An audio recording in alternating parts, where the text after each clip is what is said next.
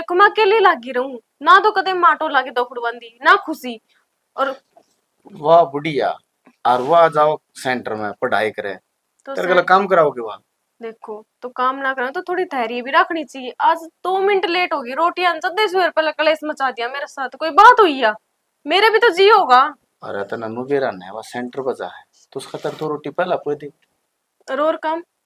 और थोड़े ठहर के कर दिया करे। और आज तो 20 मिनट थी बस ने, मैंने कही थी मैं थोड़ी देर रुक जा, फिर भी उस तक कौन रुक गया। और फिर ऊपर से माँ सिखा दी, माँ फिर चिल्लाई। और एक बात बताओ, अपना खुद का कपड़ा का प्रेस तो करे इसका, इसी तो बालक को नहीं। तो तेरे लिया कर दिया कर यार, घर में रेडमेड नहीं हो। बस आपका आगे तो कहना ही बेकार है, कोई कौन समझता है इस घर में मैंने। समझा सारी समझा, हाँ देख थोड़े दिन की बात है। हैं ये बात सेंटर पर करके पढ़ाई कि दिल लागी तो ठीक है, ना तो देख के कोई सुतरा रिश्ता कर देंगे। हाँ